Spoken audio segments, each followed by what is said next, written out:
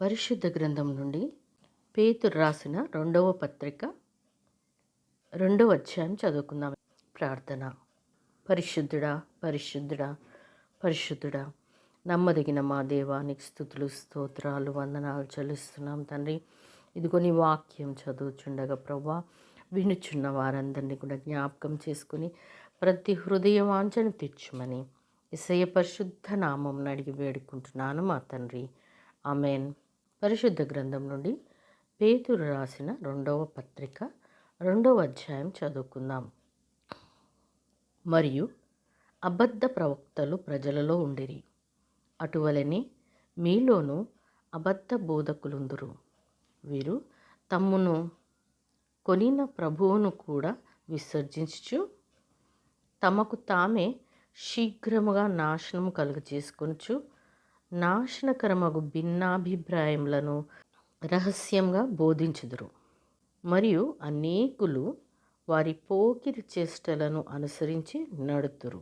వీరిని బట్టి సత్య మార్గము దూషింపబడును. వారు అధిక లోబులై కల్పనా వాక్యములు చెప్పుచు మీ వలన లాభం సంపాదించుకొందురు.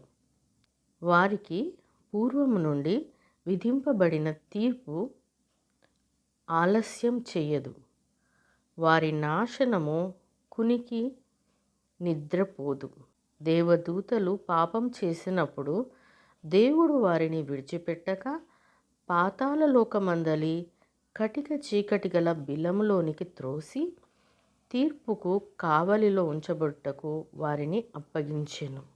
మరియు ఆయన పూర్వకాలమందున్న లోకమును విడిచిపెట్టక భక్తిహీనుల సమూహము మీదికి జలప్రళయమును రప్పించినప్పుడు నీతిని ప్రకటించిన నోవహును మరి 7 కాపాడెను. మరియు ఆయన సొదొమ గొమొర్రాలను అను పట్టణములను భస్మము చేసెను. ముందుకు భక్తిహీనులకు వారికి వాటిని దృష్టాంతముగా ఉంచుటకై వాటికి నాశనము విధించి దుర్మార్గుల కామ వికారయుక్తమైన నడవడి చేత బహు బాధపడిన నీతిమంతుడగు లోతును తప్పించారు. ఆ నీతిమంతుడు వారి మధ్యను కాపురముండి తాము చూచిన వాటిని బట్టియు వినిన వాటిని బట్టియు వారి అక్రమమైన క్రియల విషయంలో దినదినము నీతిగల తన మనస్సును నొప్పించుకొనుచు వచ్చెను. భక్తులను శోధనలో నుండి తప్పించుటకును దుర్నీతిపరులను ముఖ్యముగా మలినమైన దురాశ కలిగి శరీరానుసారముగా నడుచుకొనుచు ప్రభుత్వమును నిరాకరించుచు శిక్షలో ఉంచబడిన వారిని తీర్పు దినము వరకు కావలిలో ఉంచుటకును ప్రభువు సమర్థుడు. వీరు తెగువ గలవారును స్వేచ్ఛాపరులనై మహాత్ములను దూషింప వెర్వకయున్నారు. దేవదూతలు వారికంటే మరి అధికమైన బలమును శక్తియు గలవారైనను ప్రభువు ఎదుట వారిని దూషించి వారి మీద నేరం మోప వెరుతురు. వారైతే పట్టబడి చంపబడుటకే స్వభావ సిద్ధముగా పుట్టిన వివేక శూన్యములగు మృగముల వలె ఉండి తమకు తెలియని విషయములను గూర్చి దూషించుచు తమ దుష్ప్రవర్తనకు ప్రతిఫలంగా హాని అనుభవించుచు తాము చేయు నాశనముతోనే తామే నాశనం పొందుదురు. ఒకనాటి సుఖానుభవము సంతోషమని ఎంచుకొందురు. వారు కలంకములను నిందాస్పదములనై తమ ప్రేమ విందులో మీతో కూడా అన్నపానములు పుచ్చుకొనుచు తమ భోగముల యందు సుఖించుదురు. వ్యభిచారిణిని చూచి ఆశించుచు పాపము మానలేని కన్నులు గలవారును అస్థిరులైన వారి మనస్సులను మరలు కొల్పుచు లోభిత్వమందు సాధకం చేయబడిన హృదయం గలవారును శాపగ్రస్తులునై ఉండి తిన్నని మార్గమును విడిచి బెయోరు కుమారుడైన బిలాము పోయిన మార్గమును బట్టి త్రోవ తప్పిపోయిరి.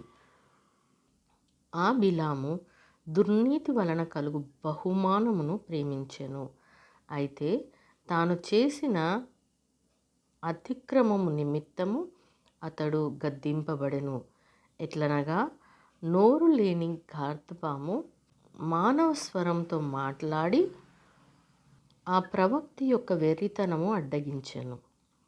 వీరు నీళ్లు లేని బావులను పెనుగాలికి కొట్టుకొని పోవు మేఘములునై ఉన్నారు. వీరి కొరకు గాఢాంధకారము భద్రం చేయబడి ఉన్నది. వీరు వ్యర్థమైన డంబపు మాటలు పలుకుచు తామే శరీర సంబంధమైన దురాశలు గలవారై తప్పు మార్గమందు నడుచు వారిలో నుండి అప్పుడే తప్పించుకునిన వారిని పోకిరి చేష్టల చేత మరలు కొల్పుచున్నారు. తామే భ్రష్టత్వమునకు దాసులయుండి అట్టి వారికి స్వాతంత్రం ఇత్తుమని చెప్పుదురు. ఒకడు దేని వలన జయింపబడునో దానికి దాసుడగును గదా. వారు ప్రభువును రక్షకుడు నైన యేసుక్రీస్తు విషయమైన అనుభవ జ్ఞానము చేత ఈ లోక మాలిన్యములను తప్పించుకునిన తర్వాత మరలా వాటిలో చిక్కుబడి వాటి చేత జయింపబడిన ఎడల వారి కడువరి స్థితి మొదటి స్థితి కంటే మరి చెడ్డదగును. వారు నీతి మార్గమును అనుభవపూర్వకముగా తెలుసుకుని తమకు అప్పగింపబడిన పరిశుద్ధమైన ఆజ్ఞ నుండి తొలగిపోవుట కంటే ఆ మార్గము అనుభవపూర్వకముగా తెలియక ఉండటే వారికి మేలు. కుక్క తన వాంతికి తిరిగినట్టు కడుగబడిన పంది బురదలో తొల్లుటకు మళ్ళీనట్టు అను నిజమైన సామెత చొప్పున వీరికి సంభవించెను. దేవుడు తన పరిశుద్ధ వాక్యంను మనందరి హృదయంలో ఫలింపచేయునుగాక. ఆమేన్.